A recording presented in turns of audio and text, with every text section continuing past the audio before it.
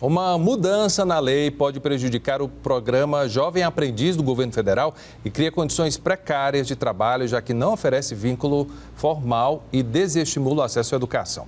O texto foi aprovado na Câmara dos Deputados agora, no dia 10 de agosto, mas ainda vai passar por nova análise dos deputados e depois segue para o Senado. E o tema do Cena Pública de hoje vai exatamente na contramão dessa novidade. A gente vai falar sobre a capacitação do jovem para o mercado de trabalho aqui no Ceará. Quem está no estúdio é a coordenadora de Inclusão Social da Secretaria da Proteção Social, Justiça, Cidadania, Mulheres e Direitos Humanos, Rebeca Cortes, e o especialista em consultoria, Carlos Medeiros, a quem eu já começo agradecendo a presença. Muito obrigado. Rebeca, o que é que significa essa possível mudança aí na lei do jovem aprendiz, na sua opinião? A lei, ela é uma lei de 2000, né? E de lá para cá, o que a gente vem buscando é sempre o avanço, né? A crescer mais jovens nesse programa, porque é um programa que propicia o primeiro contato do jovem com o mundo do trabalho. E não só isso, mas também a questão importantíssima que é o combate à evasão escolar. Se essa lei for aprovada, se essa mudança for aprovada, eu creio que a gente vai perder muito, né? Não só pelos benefícios que vão ser retirados, né? Como pela questão da desvinculação. Como essa desvinculação, atualmente o jovem, para estar inserido no aprendiz, para estar junto à empresa e recebendo a qualificação, ele obrigatoriamente precisa estar na escola.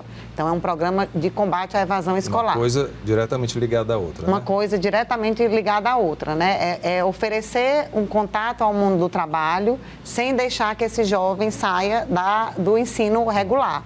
Né? Então, é um programa de combate à evasão escolar. Se a gente desvincula isso, se a gente retira essa obrigatoriedade do jovem não estar na escola, muitos jovens vão optar por estar só no mundo do trabalho, porque a gente sabe... vai receber dinheiro, isso, tem poder de compra, a gente sabe coisas, dessa né? dificuldade, né? E o que a gente procura no aprendiz é manter o jovem na escola, manter o jovem com esse primeiro contato com o mundo do trabalho e não só isso, mas encerrado esse ciclo de aprendizagem, ele também continuar o estudo dele, o ensino dele, direcionando as escolas, as instituições de ensino superior. Então, eu acho que essa desvinculação, ela acentua as desigualdades, Christian, porque ela vai deixar sempre o jovem com a escolaridade mais baixa, sobretudo os jovens mais vulneráveis. Vai fortalecer a evasão. E vai fortalecer a evasão, né? Baixando o nível de escolaridade, que a gente já sabe que nesses grupos vulneráveis eles são menores e o meio pelo qual o jovem pode diminuir a desigualdade é, sem dúvida, a partir do estudo e da qualificação. E tem outros pontos que a gente vai mostrar já já. Carlos, sua opinião sobre essa mudança, possível mudança aí na lei? Eu acho que qualquer tema que envolve criança e adolescente, nesse caso especificamente o jovem, é delicado no momento de pandemia que a gente ainda está vivendo, porque além dos impactos legais que a lei pode trazer, ela combina com aspectos, digamos assim, sociais, emocionais, que esse público está passando, né? Então, como eu estava comentando anteriormente, algumas pesquisas demonstram que o impacto nesse público ele é até maior do que de pessoas. Então, é um público que não tem uma maturidade totalmente desenvolvida e, como a Rebeca falou, ele fica mais vulnerável fora do ambiente da escola. Então, eu concordo totalmente que é um retrocesso desvincular da atividade escolar, porque ela combina e dá uma certa estrutura, uma superestrutura, na verdade, de proteção a esse jovem, para ele não entrar de uma forma predatória no mercado de trabalho e sem as proteções que a escola, o Estado pode, de repente, contribuir para oferecer.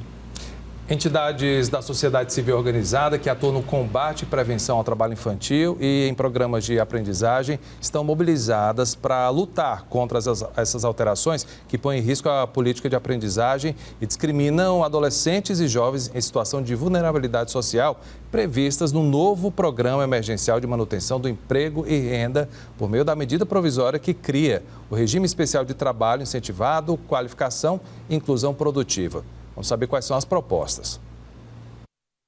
O REQIP deve beneficiar jovens de 18 a 29 anos de idade, desempregados há mais de 2 anos ou pessoas de baixa renda, vindas de programas federais de auxílio. Pela proposta, o jovem trabalhador não tem vínculos empregatícios nem direitos trabalhistas. Recebe uma bolsa auxílio, que pode ser de até R$ 550. Tem jornada de trabalho de até 22 horas semanais. não precisa estar matriculado em instituições de ensino e as empresas terão apenas que ofertar qualificação profissional aos bolsistas. Os especialistas apontam que o programa retira direitos já conquistados com a Lei do Aprendiz, em vigor desde 2000, que determina que médias e grandes empresas reservem parte das vagas para jovens entre 14 e 24 anos de idade. Pois é, isso que a gente estava falando, Rebeca. Oferecer qualificação profissional não é escola, é outra coisa. Não, é uma outra área, né? Como é que se dá a lei do aprendiz? Como é que ela é executada? Ela é executada com o jovem estando um turno na escola, um turno na empresa, onde ele faz a parte prática, e um turno na qualificação, não todos os dias da semana, né? Tem uma carga horária. A carga horária da qualificação profissional, ela é 400 horas, que é um outro ponto também, tá? Que a medida provisória traz a possibilidade da redução dessa carga horária, que é uma carga horária que já foi pensada para aquele jovem desenvolver as habilidades técnicas, mas não só isso, né? Como o Carlos falou, também a questão da convivência, da parte social, né? Tudo isso está lá, e também do comportamento. A gente sabe que os jovens precisam desse direcionamento quando eles vão entrar no mundo do trabalho. Então, eu acho que essa medida provisória é um retrocesso em várias searas, né? Não só pela redução da carga horária da qualificação, que no programa Primeiro Passo, o jovem aprendiz, que é uma linha do primeiro passo, essa qualificação é ofertada pelo governo do estado, tá? Essa qualificação também existe de maneira privada, tá? Existem algumas empresas que executam essa qualificação. No programa Jovem Aprendiz é um avanço, por quê? Porque o governo traz a qualificação e as empresas elas só fazem a contratação do jovem, né? Seguindo inclusive a questão da cota que está posta para essas empresas, exatamente para dar uma oportunidade para o jovem, porque a gente sabe que é difícil esse jovem de grupos vulneráveis estar conseguindo uma vaga no mundo do trabalho, sobretudo sem ter uma qualificação, né? E, por outro lado, a gente ofertar só a qualificação, sem estar vinculado necessariamente a um emprego, ele não desenvolve também as habilidades práticas, né? Que é importante. Então, o programa do aprendiz ele foi pensado para contemplar o jovem na sua totalidade, né? A parte social, a parte técnica, a parte escolar, que é muito importante. Assim, volto a dizer que o aprendiz, ele não se encerra o aprendizado dele escolar ao final do terceiro ano. Ele, ao contrário, a gente quer que ele busque cada vez mais. Então, como é que eu vou falar para um jovem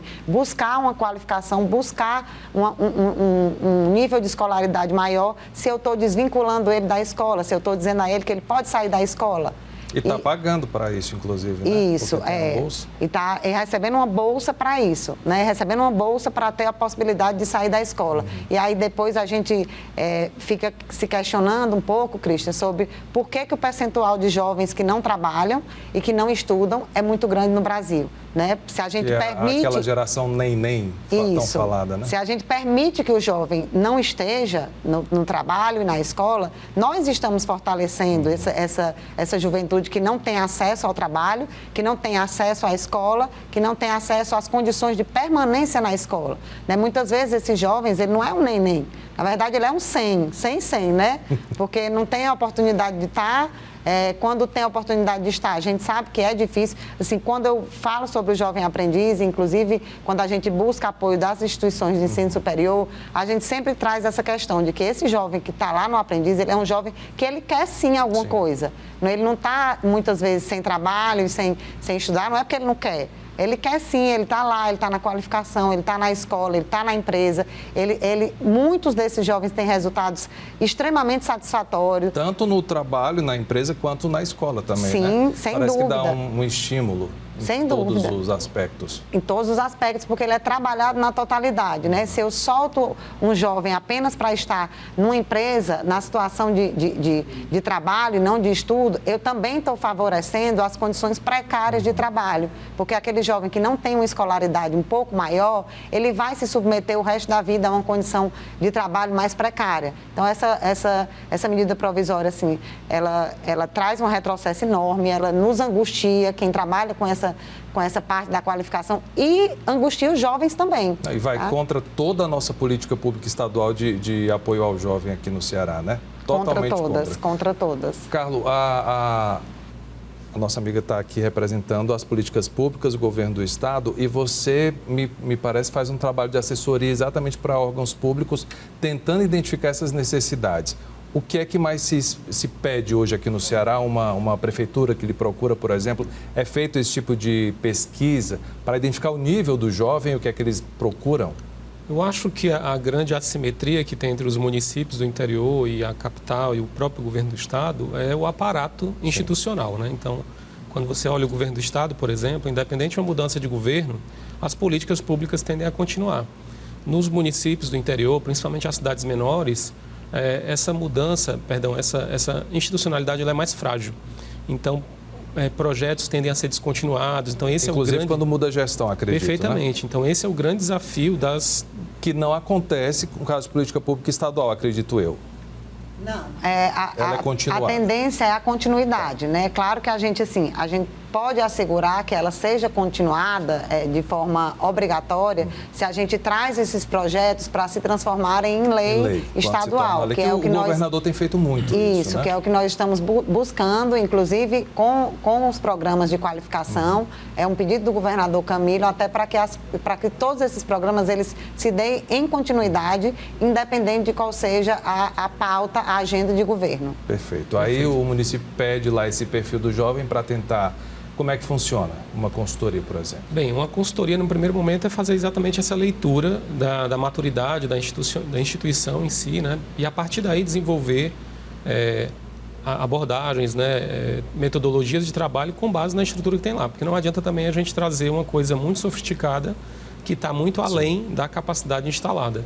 E, a partir daí, a gente atuar nas políticas públicas. Para você ter ideia, nesse momento, a gente está conduzindo um projeto muito interessante, financiado pela Fundação Itaú Social, que visa exatamente o diagnóstico da criança, a situação da criança e do adolescente, no município de Russas, inclusive, no Vale do Jaguaribe, para exatamente poder desenvolver as políticas públicas. Mas, veja, isso é uma ação local em um município, mas esse seria o mundo ideal em todos os municípios do Ceará. Cada um tem um diagnóstico, porque são coisas muito precisas. Exatamente. E a gente acaba trabalhando com dados às vezes muito defasados, né? Então a gente está trabalhando com o IBGE, com o PNAD, que às vezes tem uma amostragem global suficiente, mas quando você vai pegar essa leitura global e tentar aplicar no local, você nota que ela não é tão eficaz, porque exatamente essas assimetrias não são percebidas nesse tipo de abordagem, né? De uma pesquisa mais ampla. Então a gente teria que ter aí um estímulo para criar uma cultura de planejamento, como uma anamnese, né? Então, assim, o médico vai fazer qualquer tratamento, ele não vai dizer, olha, a média desse tipo de doença é assim, ele vai analisar o paciente. Basicamente fazer uma pesquisa aprofundada, né? Exatamente. Conhecer melhor o problema, conhecer melhor a instituição, os envolvidos, as partes interessadas, o público, porque por mais que exista esse mito de que é tudo igual, mas é diferente. O próprio programa Jovem Aprendiz, ele tem as limitações dele no interior. Então, por exemplo, a política de cotas ela é muito eficiente em cidades maiores, onde tem grandes empresas, onde as coisas estão bem estruturadas, mas em cidades pequenas... Onde existe fiscalização. Exatamente, mas em cidades menores já é mais complicado, porque às vezes não existem empresas de grande porte, consequentemente não haverá cota suficiente para contratar esse jovem aprendiz. Então tem que ter essa leitura individualizada para ter abordagens personalizadas. A gente tem quantos programas de inclusão de jovem no mercado de trabalho hoje aqui no Ceará, Rebeca? Hoje nós temos o primeiro passo, que dentro dele são 3 linhas, né? O jovem aprendiz, o jovem estagiário, que esse jovem ele recebe a bolsa de estágio para estar, sobretudo, nas instituições públicas. Mas isso é nível superior já, o estagiário? No caso, não. Não, né? Tá. Todos são nível médio, né? Tá. E o jovem bolsista. Para que o jovem bolsista? Porque a gente precisa atender os 184 municípios. Então, como o Carlos falou, alguns municípios não há essa possibilidade de contar com as cotas nas empresas, porque elas não se encaixam na necessidade de cotas. Então, a gente oferta uma qualificação profissional para os jovens dos municípios, né? Sobretudo os municípios mais vulneráveis, para que esse jovem, desenvolvendo uma habilidade ali profissional, ele possa se inserir no mundo do trabalho que existe existe no município dele, né? Então, as tipologias, elas são muito variadas desses cursos. Nós temos aí uma média de mais de 40 tipologias. Para quê? Para que a gente possa atender às especificidades do município. Para além desse, que é voltado, sobretudo, para a juventude, né? Tem um público-alvo ali de jovens, nós temos outros projetos de qualificação que atendem a população em geral, porque a problemática do desemprego, da falta de inclusão produtiva, ela não é um aspecto só da juventude, né? Então, nós temos outros projetos que englobam pessoas em situação de vulnerabilidade a partir dos 16 anos, como Criando Oportunidades, e também temos projetos mais específicos, que é para quê? Para os jovens dos centros de medidas socioeducativas, né? Os jovens que são egressos dos centros de medidas socioeducativas, porque a gente entende que se a gente não inclui aquele jovem... Já é o mês do processo de ressocialização, né? Isso, é uma parte do processo de ressocialização, né? A gente precisa capacitar e a gente precisa incluir aquele jovem no mundo do trabalho para que ele não volte a cometer os atos infracionais, né? E também temos o recorte, e esse projeto é o Transformando Vidas, também temos o recorte da pessoa com deficiência, porque a gente tem que entender que se a juventude ela tem dificuldade para se inserir no mundo do trabalho, o jovem com deficiência, ele tem essa dificuldade vezes 10, né? A gente, por mais que haja política de cotas também, né, de inclusão da pessoa com deficiência no mercado de trabalho, é ainda um desafio enorme, né? Até mesmo o convívio é um desafio enorme, porque as pessoas elas não têm ainda o entendimento de que a barreira não está na pessoa, está no meio. Então, a gente tem um centro de inclusão profissional para a pessoa com deficiência, CEPID. Que é o CEPID, isso. E dentro lá do CEPID, num contexto anterior à pandemia, e a gente pretende retornar, havia o dia D, né, que era o quê? Chamar todas essas empresas que precisam cumprir a cota e levar as pessoas com deficiência para estar lá para fazer esse casamento, né, da vaga com a pessoa. Então, é uma experiência extremamente bem sucedida, que vem trazendo a inclusão de várias pessoas com deficiência no mundo do trabalho, porque elas recebem a qualificação lá no centro e elas estarão inseridas também nas empresas, né? E tem um projeto que foi pensado e construído pela vice-governadoria, pela professora Isolda, que é uma pessoa que tem um trabalho na educação, um trabalho conhecido nacionalmente, né? E a professora pensou em um projeto que pudesse atender os jovens que no momento não estão na escola e não estão no mundo do trabalho. Esse dado, Cristian, assim, as pesquisas, elas não são tão recentes, mas nós temos pesquisa até de 2019. O pessoal entender, teve uma lacuna aí por conta da pandemia, né? A gente está baseado em dados pré-pandemia. Isso. Tem algumas pesquisas já de dados da pandemia, né? O PNAD já foi feito em 2020, então tem alguns dados de pesquisas no contexto da pandemia, mas assim... tudo que a gente tem diante da pandemia, a gente precisa saber que só foi acentuado, né? Sim. Que não foi minimizado, por mais que houvesse os esforços, né? Então, essa juventude que não trabalha, que não estuda e uma parte dela, né, dentro dessa amostragem, ainda existe uma parte dela que não está atrás de trabalho. Né? Por quê? Porque está sem esperança de que vai ser inserido no trabalho. Então, há um projeto pensado pela professora Isolda em execução, que é de qualificação profissional para esses jovens, mas também de colocar eles no contexto da comunidade deles, de valorização do convívio, do seu território, né? Então, é um projeto muito bacana, que visa contemplar aí 10 mil jovens no estado do Ceará, né? Por enquanto, o projeto está em Fortaleza, está na segunda edição, né? Cada edição a gente está buscando contemplar 1.000 jovens e a aceitação desse projeto é muito boa e ele é acompanhado pela FUNCAP, né? Para quê? Para que a gente possa, como o Carlos falou, a gente precisa de um diagnóstico de quem a gente está tratando, de quem a gente está, para quem a gente está construindo a política pública. Então, o primeiro relatório deles foi maravilhoso.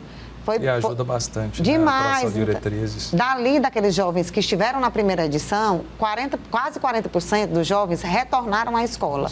Então, isso é um dado que mostra que a gente está indo no caminho certo, porque tirar um jovem que não está nem no trabalho, nem na escola, sobretudo num contexto de pandemia, que a gente sabe das dificuldades, não é todo mundo que tem acesso a uma internet, a um equipamento. Então, trazer ali 38% dos jovens para retornar à escola é um dado muito importante. É um dado que a gente precisa, que mostra que a gente está não só no caminho certo, mas que a gente precisa traçar projetos nessa direção, né, de trazer, de manter esse jovem na escola. O que a gente reforça é que o trabalho ele tem que ser alinhado com o estudo, com o ensino, tá? Que bom saber disso. Olha, vem aí o primeiro intervalo do Cena Pública de hoje.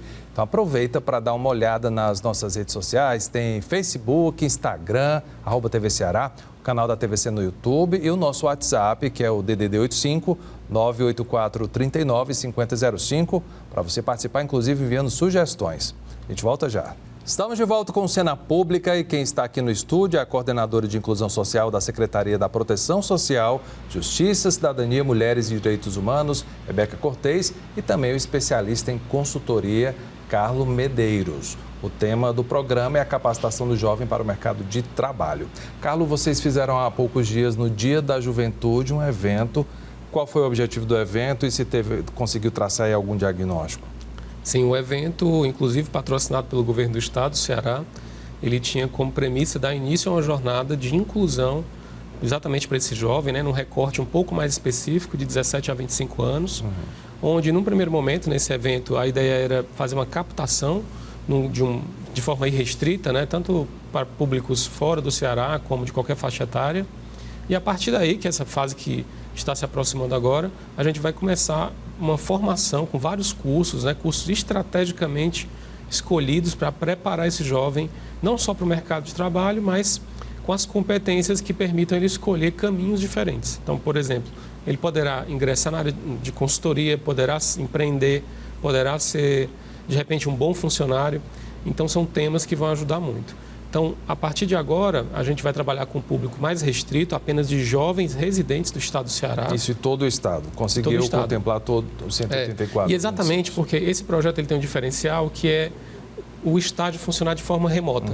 Então, ele vai exatamente entrar em convergência com o que a gente estava comentando aqui anteriormente, desse jovem do interior que às vezes tem dificuldade porque não tem uma empresa de grande porte na sua cidade, ele poderá atuar de forma remota. Então, o estágio é 100% online. Ele vai poder vivenciar projetos reais, a experiência de projetos reais, talvez até na sua própria cidade, dependendo da possibilidade de a gente alocar isso. Mas o mais importante é ele ter essa vivência, conciliar a formação técnica, o contato com outros profissionais e também a experiência prática, que é estar realmente participando de reuniões com o cliente, de reuniões de alinhamento. Então, assim, isso pode ser um ponto de inflexão para esse jovem. Qual é o pré-requisito para participar? Bem, no momento o pré-requisito é apenas cumprir esses requisitos básicos, né, de faixa etária e residência no Ceará. A partir daí a gente vai fazer uma seleção, porque exatamente como o projeto ele prevê oferecer uma inclusão maior, tem algumas vagas que são destinadas exatamente para pessoas com deficiência. O curso, inclusive, as 96 horas aula, são todas traduzidas em libras e legendadas, exatamente para oferecer uma acessibilidade maior. E principalmente por isso a gente espera contar com um público mais diverso. Vocês, mas assim, tem que estar na escola, por exemplo, ou não? Não existe, nós não fechamos esse critério, porque, veja, embora o curso ele trate de um jovem consultor que se imagina que ele tenha um curso superior, a gente pode ser surpreendido com um aluno de nível médio que tenha todas as competências para ingressar. Então, o mais importante agora é ele ter vontade de aprender e se dedicar ao projeto.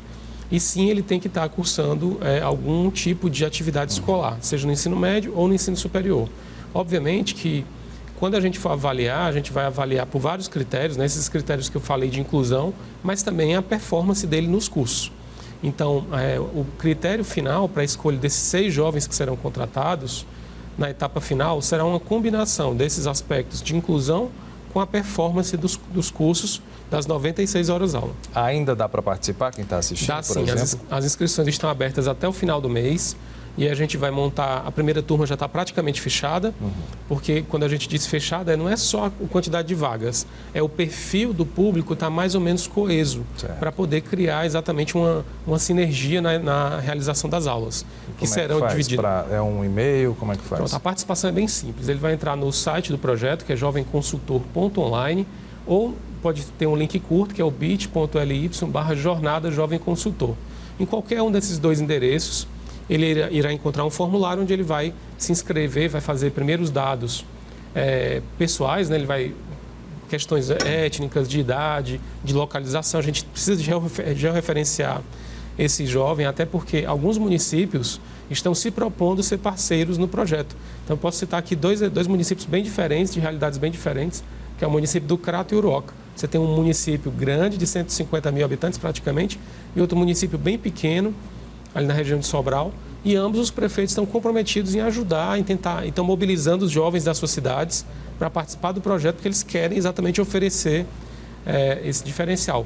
E óbvio que se a gente tiver uma massa crítica desses jovens nesse município, a gente irá sim priorizar nesses locais a aplicação do projeto. A idade é de 17 a 25 anos. Repete mais uma vez, por favor, a página lá para o pessoal. Sim, claro. Eu vou pedir até para botar aqui no rodapé, mas o endereço. Perfeito. O endereço para participar do projeto, dessa próxima etapa, que vai dar, repito, acesso a vários cursos de formação, é o bit.ly/jornada Jovem Consultor. Lá você vai fazer o seu cadastro e poderá participar das próximas etapas dessa jornada de formação. No primeiro momento agora, cursos que totalizam 96 horas aula e em seguida a possibilidade de ser contratado para vivenciar essa experiência prática de estágio. Rebeca, a gente já tinha aí uma dificuldade da inclusão do jovem no mercado de trabalho antes da pandemia. Acredito que o trabalho tenha ficado mais complexo agora durante esse período. Como é que vocês fizeram? Vocês fizeram muita modificação no atendimento, inclusive no encaminhamento para as empresas. Como é que funcionou? Sim, agora com a pandemia, né, essas desigualdades elas sempre se acentuam, né, não só da questão da escolaridade, como a questão, inclusive, financeira, porque a gente sabe que muitos jovens deixaram de seus postos de trabalho, né, ou tiveram uma redução aí do valor do salário, e a gente teve que adaptar todos os cursos de formação para o formato online, né? Em relação ao jovem aprendiz, essa adaptação foi seguindo os parâmetros que são estabelecidos pela legislação federal, né? Que há uma portaria do Ministério do Trabalho que colocou essa modalidade para o formato online, mas também dos outros cursos nós passamos todos para o formato online para que a gente não deixasse de ofertar essa qualificação de forma alguma. E por incrível que pareça, assim, a adesão foi muito boa, né? Não só dos municípios, mas dos participantes também. A taxa de evasão foi menor, né? A gente inseriu nos questionários que a gente coloca nos cursos de qualificação algumas perguntas como o formato virtual facilitou ou prejudicou a sua participação? E por incrível que pareça, inclusive, semana passada me apresentaram o questionário e tem uma faixa ali de pessoas que sempre têm mais dificuldade, que são as mulheres, né? A gente sabe que as mulheres acabam acumulando não só o trabalho, o estudo, mas as tarefas domésticas. Então, esse recorte de mulheres respondeu nos questionários em vários municípios que o formato virtual facilitou a vida delas. Porque hoje em dia, acho que até independente da classe social, enfim, o pessoal está conectado pelo celular, né? O acesso ao celular tem sido mais facilitado, eu acho. Ou estou enganado? Tem sim. Assim, a gente sabe das dificuldades, né? Porque um pacote de dados que comporte, né, uma internet boa é um pouco mais caro, mas a gente percebeu que para um público específico esse formato contempla. Então, é um interesse do governo do estado voltar as capacitações e qualificações de forma presencial, que esse semestre já estarão de forma presencial, exceto o aprendiz, porque tem que seguir a portaria, né, do Ministério, e manter também o formato remoto. Por quê? Porque esse mundo do trabalho ele é muito dinâmico, né? O que era prioridade em 2019 já não é mais hoje em dia. Então, a gente pode também estar incluindo novas tipologias que contemplem esse formato remoto, como, por exemplo, marketing digital para empreendedores. A gente sabe que hoje em dia essa questão de mídias sociais ela é muito forte, sobretudo na juventude, né? Então, é mais uma habilidade que a gente pode explorar. Virou profissão, né? Virou profissão porque isso, porque tem algumas coisas. E até assim, muitos fazem, por exemplo, um curso para aprender a fazer embalagens, sabonetes artesanais, e utilizam o conhecimento ali do marketing digital para vender o produto dele, né? Então, assim, há um mercado ainda para ser explorado. Nós modificamos as qualificações para que elas pudessem chegar até as pessoas, porque era muito importante não suspender isso. A gente teve uma suspensão aí de aula, de trabalho, até para que nós pudéssemos dar uma esperança, né, para esses jovens de que a gente vai conseguir superar isso, né? As taxas de desemprego, realmente, elas foram maiores, mas há alguns recortes, Cristian. Por exemplo, o IPES, ele está desenvolvendo uma pesquisa, eu acho que na área do aprendiz já está até finalizada, que o que ele nos passou é que esses aprendizes que vieram de 2019, que encerraram na pandemia, por quê? Porque o ciclo da aprendizagem é 11 e 16 meses. Então, os que iniciaram em 2019, eles finalizaram na pandemia, tá? E pela pesquisa que eles fizeram com mais de 2.000 jovens, contactando com o jovem, anotando o endereço ali do IP para se certificar de que a pessoa que está respondendo, ela está dando uma informação confiável, 52% desses jovens foram efetivados em alguma empresa, né? Lembrando, em plena crise econômica. Em plena crise, em plena recessão total. Não só na empresa que ele é direcionado, porque o que é que acontece muito? O jovem, ele fica numa empresa, tá? Ele conclui o ciclo de aprendizagem dele na empresa, mas diante do que ele recebeu ali de qualificação e da experiência dele junto a essa empresa, ele é contratado por outra. Tá? Então, esse dado está levando em consideração não só a empresa que o jovem é direcionado, mas também a contratação posterior, né, por outras empresas. Então, já é uma mão de obra qualificada, né? O que é muito bom para a empresa. Sim, porque é importante que a gente qualifique, né? É importante que o jovem tenha uma experiência também. Então, essa pesquisa, a gente ficou muito feliz com o resultado dessa pesquisa, porque a gente sabe da dificuldade do contexto da pandemia, né? É uma dificuldade para todos, sobretudo para os grupos mais vulneráveis. Então, foi um dado importante, um dado de que a gente realmente não pode cessar essas qualificações e, ao contrário, a gente tem que fortalecê-las, né? A gente tem que estar captando mais vagas, que é um trabalho que a equipe do Primeiro Passo faz, de captar vagas com as empresas. A gente tem que estar qualificando e a gente tem que pensar sempre numa forma de atender a todos, sim, né? É por isso que nós temos vários projetos de qualificação, porque o que atende um, às vezes, não atende o outro. Então, a gente não pode deixar o outro descoberto, né? O importante é procurar lá vocês, que vai encontrar... O importante é procurar. Eu queria até dizer que se alguém tem alguma dúvida, né, não só de como ingressar em algum desses projetos, em qual você se encaixaria, a gente tem o chat, abrindo o site da SPS, tem um chat, né, que o chat tem pessoas lá, até mesmo no final de semana, para que esteja respondendo às perguntas acerca dos serviços que são ofertados pela Secretaria, né? No site da Secretaria já tem o link para fazer a inscrição, por exemplo, para ser estagiário ou aprendiz, o link está lá na aba de serviços, mas se a pessoa tiver alguma dúvida, ela pode entrar lá no chat, que vai ter pessoas lá aguardando para responder essas dúvidas, tá? Perfeito. Porque é muita coisa realmente. Olha, e dúvida é o que não falta. A preocupação entre os jovens de 18 a 24 anos chegou a 31% de desemprego agora no primeiro trimestre deste ano. Esse índice é superior à média nacional de 14,7%, segundo o IBGE. Entre as pessoas desocupadas, este grupo etário, jovens no caso, representa aí 29%. A crise geral provocada pela pandemia e as dificuldades pesaram muito para que estes interessados aí no mercado de trabalho e eles entrassem. Além disso, os jovens têm dúvidas. Claro que a gente foi às ruas conferir. Como se preparar para uma entrevista de emprego? E aí, Carlos? Vai ser com os dois agora, um bate-bola. Como é que se prepara para uma entrevista de emprego, um jovem? Eu acho que o primeiro passo é conhecer a empresa.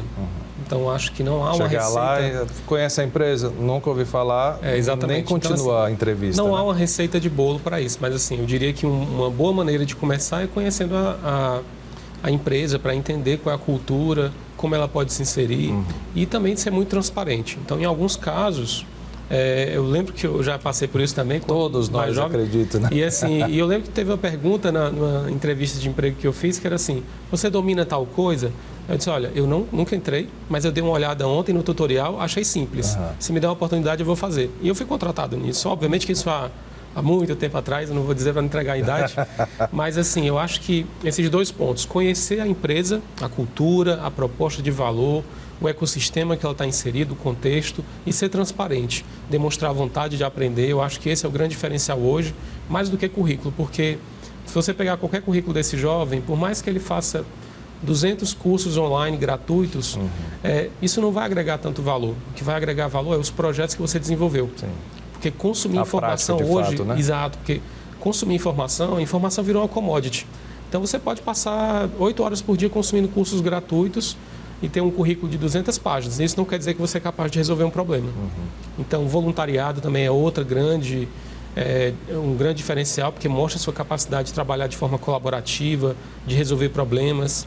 Né? Então, acabei incluindo um terceiro elemento aí. Eu acho que isso é mais do que suficiente. Rebeca, e não mentir, né? Também. Esse negócio de mentir não vale a pena. Também, até porque a mentira ela realmente não se sustenta, né? Com a convivência, com o dia a dia. Mas eu acho que o que o Carlos falou é importante, né? Conhecer a empresa. A gente sabe que do jeito que há uma diversidade de jovens para ser inserido no mundo do trabalho, também há uma diversidade nas empresas, né? Existem empresas que requerem um comportamento mais formal, outras empresas, o comportamento formal ele já foi superado, né? O que importa é ser descolado. Sim. Então, assim, conhecer qual é o ambiente que você vai estar é bem importante, né? E eu acho que também a informação nunca é demais, né? Se informar, procurar ler alguma coisa daquele produto, se você está indo para uma empresa que... É questão de respeito até, né? Sim, sem dúvidas. E, assim, a gente sempre tem que procurar se trabalhar um pouco, né, Cristian? Não só para a questão do comportamento da gente, mas como você falou, para a gente superar um pouquinho a questão do preconceito, para a gente não levar isso para o nosso trabalho, né? Então, eu acho importantíssimo conhecer a empresa que você vai estar se apresentando. Você não vai certamente se apresentar em uma peça, ou em um teatro, ou em uma música, não vai cantar uma música se você não sabe a música, né? Então, do mesmo jeito, você não pode se apresentar numa empresa para estar sendo contratado se você não conhece a empresa, né? Então, conhecer, eu acho que é o ponto-chave, né? O mínimo. Tem mais pergunta aí, vamos ver. O que fazer se eu não tenho experiência no trabalho e eu preciso enviar o currículo? Rebeca, essa daí é clássica. Então, Sim. o pessoal pede currículo e a pessoa nunca trabalhou. Vai mostrar o quê? Um papel em branco? Isso. É importante essa transparência, né? Se a pessoa não tem experiência naquela área, mas como o Carlos falou, tem uma disponibilidade para aprender e se coloca à disposição. E também, em paralelo, Cristian, acho que buscar uma qualificação, tá? Como eu falei, né? A gente tem diversas oportunidades, não só na seara privada que existe, a gente sabe que existem instituições aí que realizam qualificações de forma com excelência, mas também existe na seara pública. Então, por exemplo, nós temos os Centros de Inclusão Tecnológica e Social, que são 7 equipamentos aqui na capital, né? Esses equipamentos, eles ofertam qualificação, capacitação e oficinas de inclusão produtiva. Então, eu acho que atualmente, assim, a gente não pode mais usar mas eu nunca fiz um curso, porque há possibilidade de fazer. Então, eu acho que a pessoa tem que querer, tem que ir lá, tem que tentar caminhar olhando para frente, né? Mais do que nunca a gente teve tempo de sobra, né? Sim, oportunidades existem. E, sobretudo, agora que nós temos um formato remoto, onde a pessoa pode estar em casa, né? E também procurar esses centros, procurar formas de se qualificar, porque é importante que a gente esteja antenado ali com o que está acontecendo, né? Quando você faz um curso desse, você não está aprendendo só um ofício, né? Você está ali numa roda de convivência, num ciclo de convivência. Às vezes uma pessoa sabe de uma vaga que não contempla ela e ela vai passar para outro. Tem muito disso dentro dos processos da qualificação, tá? Tem muito de a pessoa não saber para onde ir. Tem um colega que sempre ajuda, tem os instrutores, né? Tem a equipe de apoio. Então, hoje em dia, a gente tem que buscar, né? O mercado exige, não adianta a gente dizer, não, você vai conseguir mesmo sem ter... O mercado exige, né? Cada vez mais a gente está vendo o afunilamento, né, dessas vagas, do que está posto para as pessoas. Então, é preciso se qualificar, sim, é preciso buscar, sim, e é preciso ser transparente, né? Se não tem ainda o conhecimento naquela área, mas está disposto e a área não exige, porque algumas áreas exigem realmente, e a área não exige, é ser transparente e deixar bem claro, né, que está disposto. Importantíssimo. Carla, agora eu acho que nessa hora, aqueles cursos lá que talvez em outro currículo não servissem, era bom constar alguns até para preencher ali a folha ou não? Perfeito, eu acho que tem cursos e cursos, né? Então, por exemplo, essa iniciativa do Jovem Consultor, você nota que é um programa bem mais robusto, né, bem mais consistente, ele consegue conciliar a formação tradicional de cursos com mentoria, com ingresso à Associação Brasileira de Consultores, onde você vai ter o que se chama de network, né, que não deixa de ser relacionamento com profissionais de todo o Brasil, depois uma experiência prática. Isso sim é uma coisa que não faz diferença no currículo, não é apenas um curso online. que foi feito. E outro aspecto que eu acho que é importante ressaltar, independente disso, é que para aquelas pessoas que estão eventualmente sem uma perspectiva de como melhorar o seu currículo, a gente tem excelentes equipamentos aqui na cidade de Fortaleza para você desenvolver um trabalho de voluntariado, que é onde você vai desenvolver uma atividade prática de trabalho. Eu cito 3 aqui rapidamente, que são referências. A Associação Peter Pan, que trabalha exatamente com o público que precisa de um trabalho oncológico, infantil, além de ser uma causa que é super cara a todos nós, mas é uma associação de altíssimo nível de qualidade, de governança. E conta muito no currículo, né? Exatamente. Outro grande achado, na Barra do Ceará, nós temos a Casa de Vovó Dedé, que é um espetáculo assim que a maioria das pessoas não conhece, não faz ideia do que tem ali, que ensina música clássica, música erudita, e de lá jovens já saíram hoje para estar na grande cena na Europa da música erudita. Então, assim, tem tantos equipamentos, e para finalizar eu citaria aqui o próprio Banco Palmas, que é no Conjunto Palmeiras. Que iniciativa hoje... cearense que é referência para o mundo todo. Exatamente, referência mundial. E engraçado que você, ao se deparar lá no Conjunto Palmeiras, no Banco Palmas, você encontra voluntários de vários países. Sim. Então tem pessoas que saem da Argentina, que saem da Espanha para ser voluntário num projeto aqui para conhecer como é que na surgiu, periferia, né? de Fortaleza. E às vezes essa nossa cultura de querer sempre o emprego antes do trabalho, antes do voluntariado, acaba atrapalhando um pouco isso. Então acho que a gente tem que tentar subverter um pouco essa cultura e tentar mostrar primeiro o que a gente pode oferecer para a sociedade e no processo se destacar e não colocar como premissa, eu preciso primeiro de um emprego para poder oferecer algo para a sociedade. Eu acho que isso talvez seja um diferencial nesse sentido. Ótimas dicas. Olha, eu vou chamar um rápido intervalo e na volta tem mais pergunta aí dos jovens que estão em busca de uma colocação no mercado de trabalho. Cena Pública volta já. Estamos de volta com o terceiro e último bloco do Cena Pública. Quem está aqui no estúdio é a coordenadora de Inclusão Social da Secretaria da Proteção Social, Justiça, Cidadania, Mulheres e Direitos Humanos, Rebeca Cortes, e o especialista em consultoria, Carlo Medeiros. O tema do programa é a capacitação do jovem para o mercado de trabalho. Eu encerrei o bloco aí, a gente respondeu aqui algumas perguntas, mas tem mais perguntas do pessoal da rua aqui para os nossos convidados. Vamos conferir. Qual a melhor maneira de conciliar estudos e trabalho? Qual é, Rebeca? Eu acho que a melhor maneira é um planejamento, né? Eu posso dizer, inclusive, com conhecimento de causa, porque com o avançar da idade, né, e o crescimento dos filhos, eu resolvi fazer uma coisa que eu tinha muita vontade, que era uma faculdade totalmente diversa da minha área, que eu sou egressa, da área que eu sou egressa, né? E, assim, o que tem que existir realmente é um planejamento, né? Você saber que naquele turno você não vai poder fazer duas coisas ao mesmo tempo.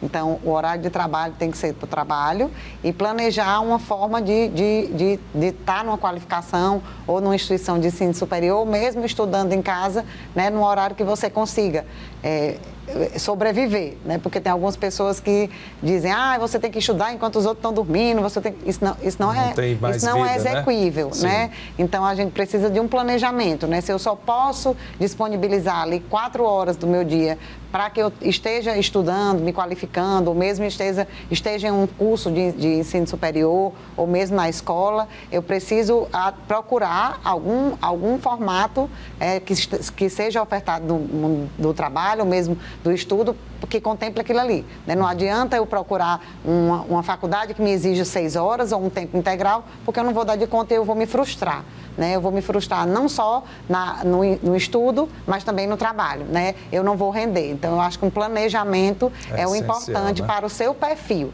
né? Cada um tem um perfil diferente. Então, eu acho que se planejar e buscar alguma coisa que consiga casar com o seu perfil. A Rebeca falou, Carlos, do exemplo dela, mas quando se aplica a jovem também, apesar do tempo mais livre, obviamente muitos não devem ter família ainda, precisa ter um planejamento. Sim, claro. Sem dúvida, a gente teria que fazer essa divisão aí entre pessoas que já estão mais maduras, digamos assim, como nós aqui, que já temos carreira, já estamos nos aventurando a aprender coisas bem diferentes, às vezes até como um hobby, do que o jovem que está construindo a carreira. Eu acredito que para esse público especificamente, mais do que gestão do tempo e essa coisa tradicional de planejamento de estudo, ele tem que ter uma convergência entre o que está estudando e o que pretende trabalhar. Eu acho que é muito cedo para abrir várias frentes. Então, é interessante ele ter uma concepção de quebrar esse paradigma de que uma coisa é o estudo, outra coisa é o trabalho, e eu vou ter que conciliar. Porque a palavra conciliar, ela já traz uma percepção de que são coisas antagônicas e que eu vou ter que trazer ali um equilíbrio. Um desafio, né? Exatamente. Na verdade, eu acho que para esse jovem, se ele conseguir trazer uma convergência entre o que ele está trabalhando e o que ele está estudando no mais próximo possível disso, que seria o ideal, ele vai conseguir, com menos esforço, desenvolver uma atividade mais prazerosa, onde ele vai conseguir aprender coisas que agreguem ao trabalho, e aí vira uma relação totalmente ganha-ganha, onde ele aprende coisas novas, que engrandece o trabalho, e o trabalho torna mais consistente o que ele está aprendendo, e você cria um ciclo. Na verdade, você está aprendendo das duas formas, né? Está aprendendo no trabalho, está aprendendo na escola, na faculdade, enfim. Tem mais pergunta. O curso técnico garante mais emprego que o curso superior? Vou começar aqui com o Carlos. Durante muito tempo eu ouvi essa história de que quem optasse pelo curso técnico de 2 anos, por exemplo, já teria emprego garantido ali no final do curso, e que o curso superior era algo superestimado, que não, que o melhor no momento era fazer curso técnico. É uma realidade ainda? Olha, se você observar a curto prazo, pode ser que sim, porque você imagina, se a gente oferece um curso técnico para consertar geladeiras, por exemplo, pode ser que no curto prazo ele consiga se realocar numa empresa tradicional que trabalha fazendo manutenção de geladeiras. Contudo, o que a gente está vendo na indústria, com a internet das coisas e agora o 5G chegando, é que essa própria indústria de domésticos, eles vão sofrer uma disrupção. Então, os equipamentos serão totalmente diferentes, eles serão digitais, eles serão computadores. As geladeiras não serão mais geladeiras, elas serão computadores que vão oferecer o serviço ali de... Não só de... Elas até servem como geladeira, que nem o celular hoje em dia, a gente até liga. Perfeito exemplo. O que a gente viveu com o celular, a gente vai viver com a geladeira, com outros eletrodomésticos. Então, eu acho que o risco que tem em colocar todas as fichas no curso técnico é que você está apostando no curto prazo. E o longo prazo está cada vez mais incerto e mais volátil. Então, assim, a gente tem que fazer ali o que a gente chama de uma abordagem ambidestra, ou seja, com as duas mãos. Você faz alguma coisa de curto prazo para garantir a sua subsistência, porque também você precisa pagar suas contas, precisa se alimentar e tal, mas você tem que pensar a longo prazo. Então, o que está no longo prazo? É a internet das coisas, cada vez mais o uso de dados nas coisas. Então, acho que assim, se o jovem se limitar apenas a essa carreira mais técnica, que geralmente está meio que vinculada a trabalhos mais simples, né? Sem nenhum demérito a esses trabalhos, mas são trabalhos que estão muito frágeis e sujeitos a serem substituídos por outros. Eu acho que é um risco e a gente tem que tentar equilibrar esse risco aí. Concorda, Rebeca? Concordo, assim, como o Carlos falou, né, a curto prazo talvez seja sim uma forma de conseguir se colocar no mundo do trabalho, né? A gente precisa pensar também o que é que esse jovem quer, né? Esse jovem quer estar num trabalho com uma remuneração um pouco melhor. A gente tem várias pesquisas que mostram que a presença do ensino, inclusive uma feita agora na pandemia, tá? Que a presença do ensino superior, ela foi decisiva na manutenção desse jovem no seu posto de trabalho, né? Enquanto que outros de cursos técnicos, eles foram um percentual maior que foram demitidos, né? Que ficaram desempregados. Então, esse jovem precisa saber um pouco o que ele quer, né? Às vezes, precisa de um curso técnico para, como o Carlos falou, para se manter, né? Mas eu acho que é importante dar continuidade, né? Não parar só ali, não só por a questão da remuneração, mas porque são os mais expostos, né? A gente sabe por que o desemprego na juventude é maior do que nas outras faixas etárias. Exatamente por isso, porque a juventude, ela busca mais cursos menores, mais técnicos, porque, sobretudo na juventude que nós temos hoje em dia, porque há a necessidade do rápido, do para agora, para ontem, na verdade, né? Então, assim, acaba que ficam mais expostos também. Quando você não tem uma graduação, uma especialização, né? Você fica mais exposto a ser o primeiro a ser retirado. Por quê? Porque você é facilmente substituível, né? Não que um ensino superior garanta o seu emprego, a sua permanência. Né? Mas, sem dúvida, conta sim. Então, eu acho que tem que saber o que quer primeiro. Eu quero me manter só até aqui, ok, mas é importante dar seguimento, assim. É importante... E dá para fazer um curso técnico na área que ele quer cursar o nível superior também, né? Dá sim, sem dúvida. Uma coisa que complementa a outra. Sem dúvidas. Vamos para mais uma pergunta. Vale a pena eu largar meus estudos se o emprego paga bem? E aí, Carlos, vale a pena? Trabalha, estuda e o emprego está lá bombando. É uma pergunta tão delicada, porque a gente tem medo até do que a pessoa pode fazer depois da resposta, né? Mas, assim, eu acho que a gente tem que separar bem as coisas. Às vezes a gente é muito bombardeado com exemplos que tem de outros países, como, por exemplo, nosso vizinho aqui, os Estados Unidos, onde a cultura do empreendedorismo é bem diferente. Sim. Isso cria um imaginário no jovem brasileiro de que vai poder replicar isso e vai abrir uma startup e tudo vai mudar. E, infelizmente, essa não é a nossa realidade. Eu acho que mais importante do que focar no emprego é focar nas competências. Né? O Fórum Econômico Mundial elencou aí de forma muito precisa, as competências decisivas para o jovem nesses próximos anos. Então, acredito que trabalhar as competências humanas, né? Trabalho colaborativo, a capacidade de desaprender para poder aprender coisas novas, porque a gente tem um limite também, eu acho que são mais importantes do que, de repente, esse antagonismo entre curso técnico e curso superior. Mais do que isso é investir em si mesmo, né? Se preparar mais como ser humano, outras formações mais holísticas. Uma palavra que você falou um pouco mais cedo, mas que eu acho que define muito isso, é respeito. Sim. Então, se você está no ambiente de trabalho, tenta conhecer o ambiente de trabalho. Se você está com outros colegas, tenta conhecer o contexto disso. Porque eu acho que o contexto é o que vai definir e essas competências são fundamentais. As competências, principalmente as humanas, porque é isso que vai fazer o jovem se destacar. Com certeza, e se manter. Rebeca, e aí, sai do colégio para ficar no emprego? É uma pergunta extremamente difícil mesmo, né? Assim, porque a gente precisava ter o caso concreto, Sim. né? Para saber. Mas, assim, eu sou uma grande defensora da educação, tá? Eu sempre vou defender a educação como uma forma de diminuição de desigualdade, de violência, porque a gente procura se referenciar pelo que existe, né? De pesquisa, de realidade.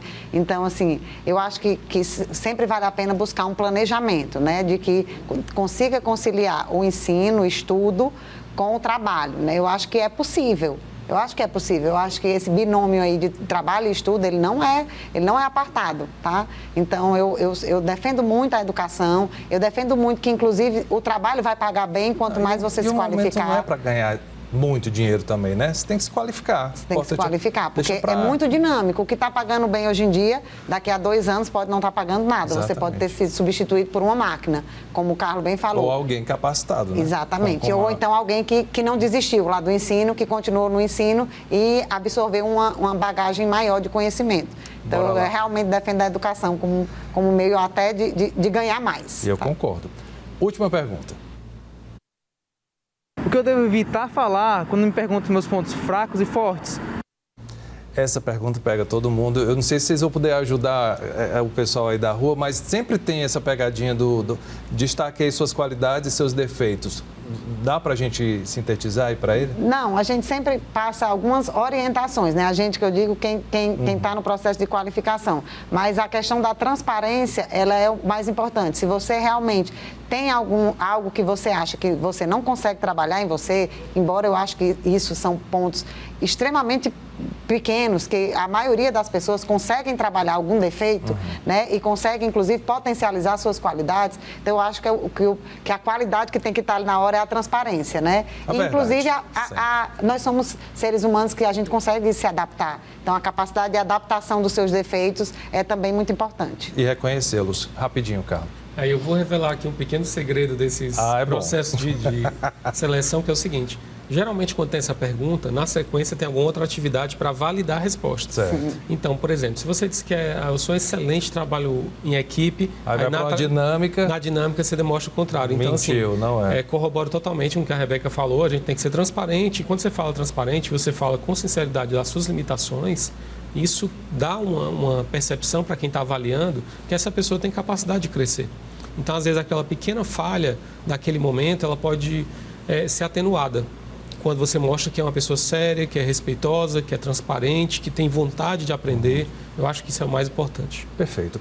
Olha, o Cena Pública vai ficando por aqui, agradecendo a presença da coordenadora de Inclusão Social da Secretaria da Proteção Social, Justiça, Cidadania, Mulheres e Direitos Humanos, a Rebeca Cortez, e o especialista em consultoria, Carlos Medeiros. Eu aproveito para te convidar a acompanhar nossa transmissão nas redes sociais. Tem o Facebook, o Instagram, @TV Ceará, o canal da TVC no YouTube e o nosso WhatsApp, que é o DDD 85-984-39-5005, para você participar, inclusive enviando sugestões. Muito obrigado aos dois e eu te vejo na próxima semana. Até lá.